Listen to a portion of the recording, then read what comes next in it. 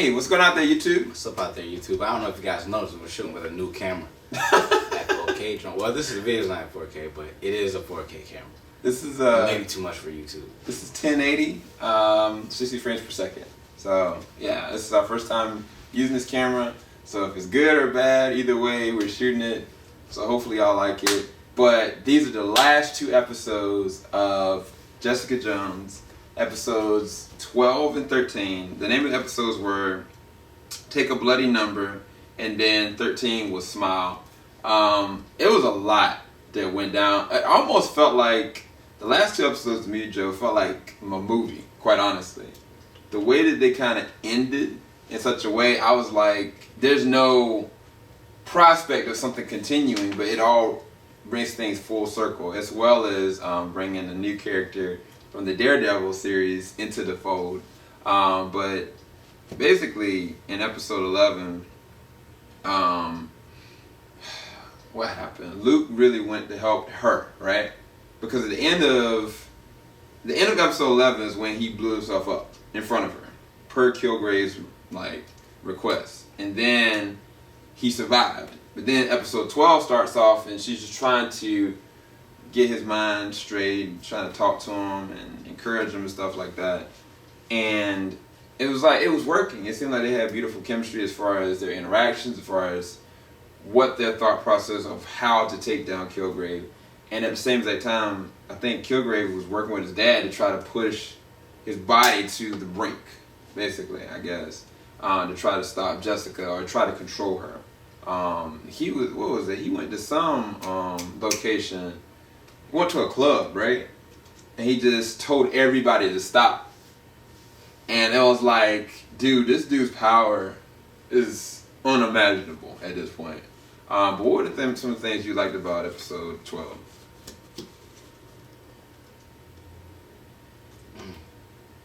Well, one thing I liked about it, I liked how it didn't end in a romantic way. You want episode 12? Yeah. Reason being because, like, you would think. Okay, well, I was thinking, okay, like, Luke and Jessica, they end up fighting at the end of this episode. Mm-hmm. Basically because you find out that, Luke had been mind controlled this whole time. It was all a ploy. Yeah, because this would be 6 hours, but they got extended 24 hours. Yeah, and so, I mean, it didn't end how I expected it to. Because I was thinking, that, or I was hoping, Luke would be able to snap out of it, mm-hmm. or in a more romantic way, but Jessica ended up shooting him, and with a shotgun. Yeah, to the face. Blank. And I was like, dang. I was like, yo, not only did it not end how I expected, but she shot him. Yeah. I was just like, wow, they was going for blood, and it was so crazy. It was like, cause you had to vote at that point. You didn't know whether he was dead or whether, you know what I'm saying, cause he wasn't getting up, even though he doesn't have, his skin is impenetrable. Yeah. But still, he wasn't getting up. I was like, dang. And she was like, oh, I'm sorry. I was like, oh snap, she might have killed this dude. That's what I was thinking in my head. Mm. But it didn't end how I expected it at all, and that's probably the best thing that I liked about this episode. Yeah, I agree. I mean, the fact is that Kilgrave is still trying to mess and control with her mind, because basically every single interaction that they had of him acknowledging her and telling her she's not a piece of crap, that he forgives her, Kilgrave was like, that was all me. He doesn't love you. I was like, that's a whole different level of control, because it's evident that Jessica really loves him and cares about him. Especially in the 13th episode when she starts having dialogue with him unconscious. But even when they were at their last final part, that fight sequence was awesome, but when she had him dead to rights, basically, she was like, no, please. And it wasn't because, she didn't just care about not hurting him. She showed real emotion for him. Like it's a real genuine bond. That this is somebody that she loves. It would almost be like Kilgrave telling her to kill Trish. That's the kind of emotion that she was outputting, and I really like that part about this episode. I guess episode 9.5, episode 12. What about you? We get some high ratings. I give it a 9.5 too. We've been getting these things some high ratings, man. So we're gonna have time to final resolve. But episode 13. So that one is Smile. So in episode 13, it begins with, what's the girl's name from the Daredevil series? What is her name? Caliente. No, it's Rosa. I know it's Rosario Dawson. Claire. Claire is one of the nurses that's working in the hospital that basically Jessica takes Luke to, and they couldn't do anything with him. Like his skin was impenetrable. He had blunt trauma to the head, to the brain potentially, and they couldn't do anything, literally. Like even the nurses were arguing amongst themselves, and like the police were about to be called, and Jessica knew she had to get him out of there because he was about to be implicated to the police, and so she got him out. But it was like Claire was the only one that really helped them, and on top of that, you find out that Kilgrave's power is just extending to the point that like he had this experimental thing with his dad. And like I was thinking to myself, this dude's about to turn into the Purple Man for real. That was the only thing I could say was a letdown with the final thing about him, because I was like, this is gonna be his metamorphosis into the Purple Man. Now, when his power does like get really high, you can see his body and his skin like getting purple, which was really cool. Hint with stuff. But dude, like, not only did he kill his dad, like he had his brother chop his dad's arms off and pushed him down the garbage disposal, telling his brother that we have to rid Dad's body from off the map, off the earth. And Jessica found all this, and it was like, I was thinking to myself, like, I don't know how she's gonna beat this dude. Like at this point, like I don't know how powerful he is. And not just that, like the dad told him his dying breath, don't look at him, don't listen to him. Like there's nothing he can't do. That's why I was thinking like it'd be awesome for he has this real part about looking at himself with an inferiority complex, and that would be perfect symmetry for his skin to be completely purple for the rest of his life. I thought that would have been an awesome ploy. But either way, the way that they handled Kilgrave, even like with the finale, it was high stakes because Claire was taking care of Luke. Malcolm was trying to help and take care of Luke. Malcolm had an interesting dialogue with the redhead in episode 12 too. I just don't like the redheaded girl. I think she's nuts. But either way, like everybody stepped up their game in this episode. It was, I mean, even the girl Ritter that plays Jessica Jones, she was born for that role. Like to me, like she plays that role so well. It's like it's just natural. You know what I'm saying? But what was your takeaway from the final season finale episode 13? That was crazy. I loved it. Especially I see when she was in the hospital, and like they had everybody in the hospital like trying to kill her.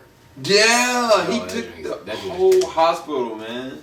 But I like how they ended it, and I like how they had like Luke Cage. I feel like he was still like unconscious, and Jessica had to pretty much beat him, Kilgrave by herself. Yeah, I like how they did that. Trish helped. Trish was there, but true. Yeah.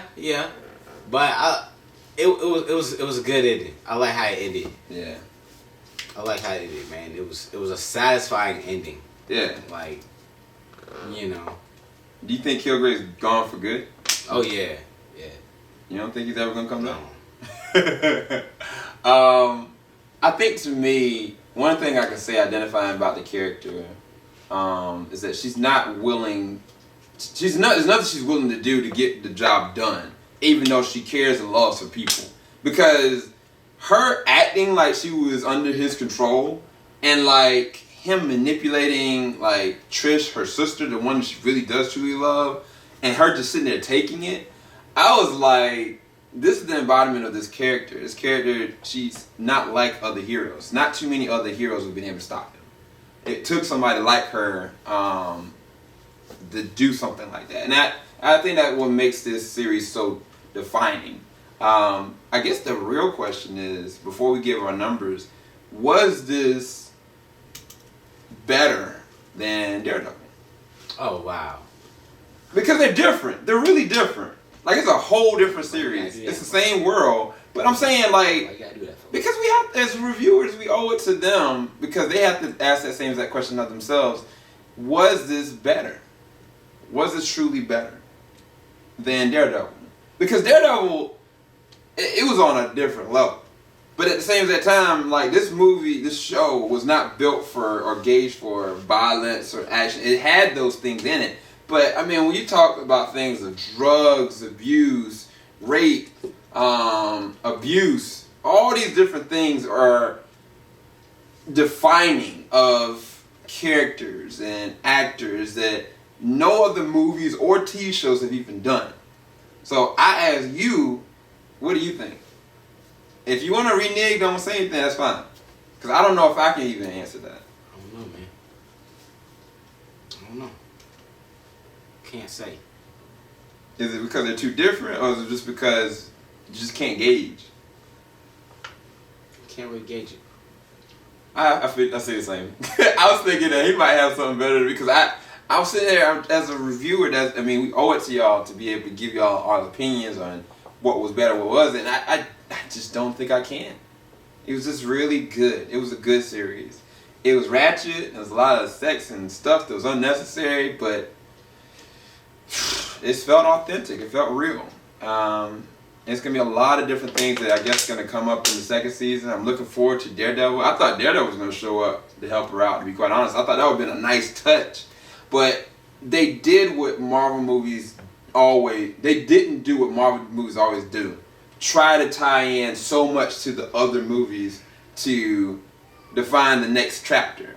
You know what I'm saying? Like, this stood alone by itself. Daredevil was not in it. Luke Cage is a part of Jessica Jones' mythos, so that's the reason why he was there. And Clara is also a part of Luke Cage's mythos, so it made sense. They didn't make this show to bridge it off to another one, like The Defenders or Iron Fist. And I love that about this. Like, that's what Marvel movies are messing up, because they're trying to tie themselves into so much other stuff. This show stood on something, so I like that.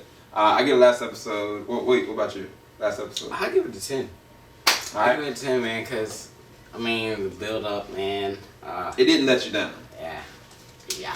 I just wanted him to be purple. Dagnabbit. I had these purple socks on for 3 weeks. I'm just playing. Actually, just 2 days. Alright, y'all, I'm done. Yeah, I'm out, everybody. I was like, it's deuces. We've done this joint for I don't know how long. Tops off to y'all. Thanks everybody for watching us through all the different reviews. Leave your comments in the comment section below. Let us know what y'all think about the 4K content, or actually 1080 60 frames per second content if y'all like it. And stay tuned for more in the next 2 days, because we ain't recording anything for a while. Peace. Oh crap, forgot the remote actually works.